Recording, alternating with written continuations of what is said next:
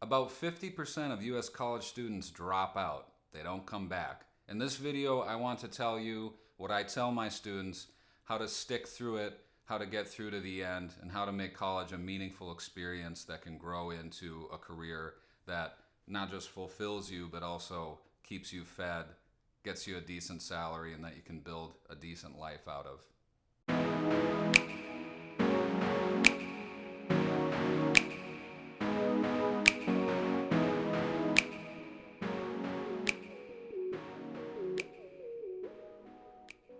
So from the research I've looked at, it seems like the number one indicator of student success is going to class. And that doesn't sound too surprising, but it makes a lot of common sense. If you go to class, you stay in the kind of rhythm of responsibility that you need to complete all of your assignments, you learn about updates, you're there, you're getting work done. A lot of classes, even classes I teach, I have workshop sessions where we can work on our papers and assignments in class. And not to mention, you also just get all that kind of peripheral knowledge. I think a lot of arrogant high school graduates go into college thinking they don't need to go to class, they can just read the textbook. This is the Dunning-Kruger effect, where people overestimate their own intelligence. And so just because you got really fantastic grades in high school, you had a fantastic GPA, you had a high GPA, that isn't necessarily going to translate over to university. And so a lot of really bright young people who did well in high school find that the lack of structure in college doesn't work for them, and they suddenly find that they do need to study, they do need to go to class, they do need to pay attention. So this is kind of a myth that gets spread around, I think, is that you can just read the textbook and show up on test day and do well in college. But there's so much variation between pedagogical approaches across disciplines that you can't really do this and succeed in college. It doesn't work across the board. It might work for, a singular class that's taught in a specific kind of way, your geometry class, but that's going to be very different from a writing class or a sociology class or a psychology class.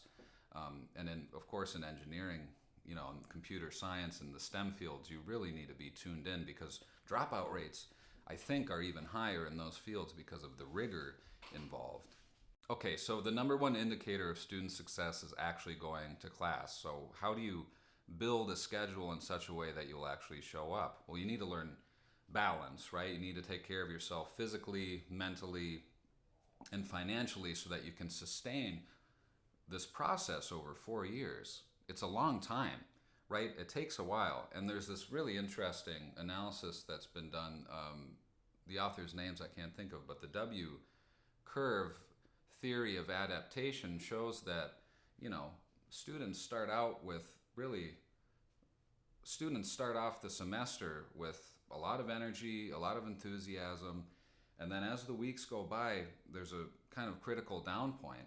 And then somewhere again, you regain, you get adapted, you start learning how everything is working, and then, finals come around again and you drop off. And so this W curve, whether that's universally applicable is hugely debatable, of course, but what I think is important to note is that there are going to be these patterns of more work and less work, and more stress and less stress, and family members are dying, and someone's going to get sick, or broken bone, or a dog passes away. That's the norm. That's the norm in life, and you need to be able to weather those types of situations, because they only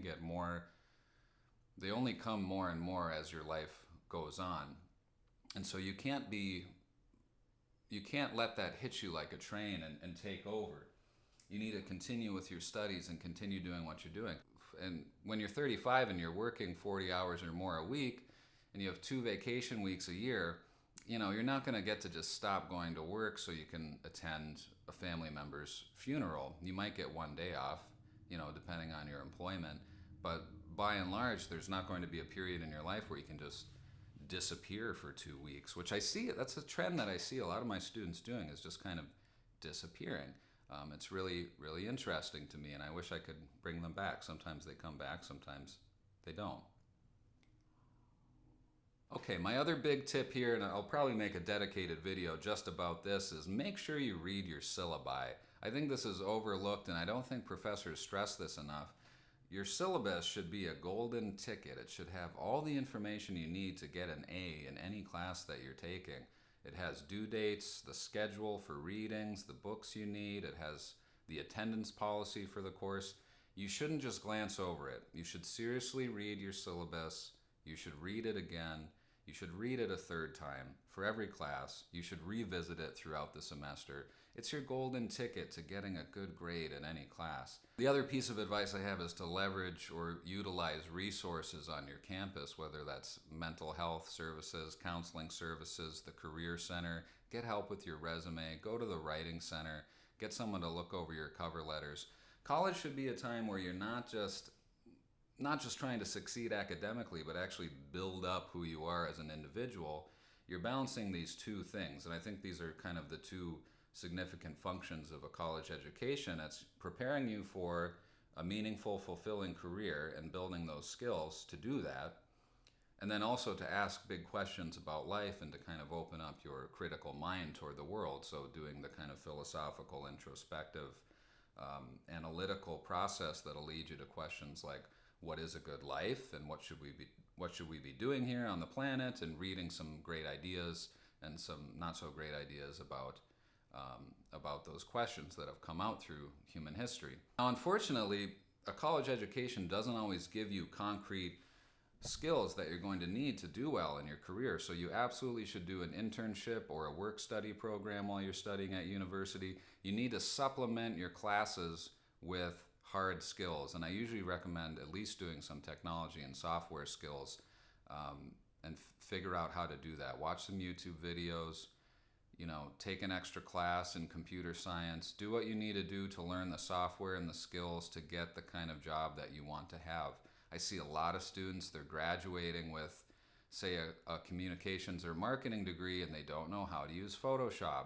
That's a huge problem. It would be like getting a computer science degree and not knowing how to do any programming in any language whatsoever. All right, so this is my little video about this astonishing 50% college dropout rate and some ideas that I have about how you can avoid being one of those people who just throws in the towel. Obviously, there are a lot more factors involved here. Sometimes tragedies really do strike us in such a way that our lives are for at least a period of time irresolvable, and I understand that, but I think that also a higher level of responsibility and commitment can be taken in higher education. Unfortunately, a lot of students are young, and they aren't able to make that transition between the really high level of structure in public education and the relative chaos and openness of a college education. I think a lot of universities are starting to recognize that and making changes, and even with all the best intentions and best efforts, there's still a really high dropout rate in the US. I think of it this way, it's really interesting. If any business, any other business in any other industry was consistently failing approximately 50% of the time, or consistently losing 50% of its customers, it would go bankrupt, it would die, it would shut down. So I don't know what the answer is for higher education, but something really dramatic needs to change, or some kind of consciousness needs to change in the general student population or education in public schools that helps to teach structure and taking care of yourself and some of the more practical skills that students need.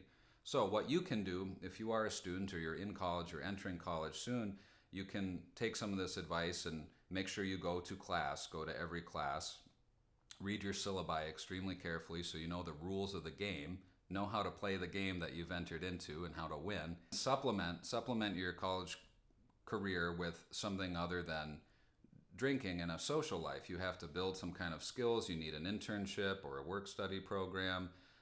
You need to supplement the college education with skills that are going to help you build a career after you graduate. You need some kind of plan that's going to bring you forward. And here's kind of the metaphysical or the higher piece of this is, if you have a distinct reason why you're in college, if you have a why, if you understand your purpose and where you're headed, you're going to succeed.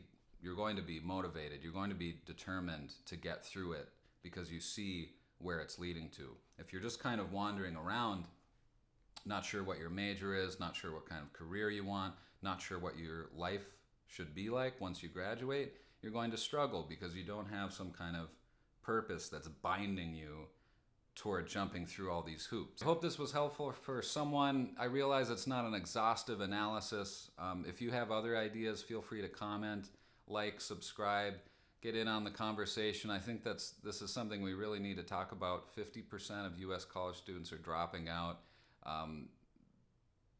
I want to fix that. I don't exactly know how yet, but there are things I do in my classroom that I think help and are working. Thanks for watching and have a good one.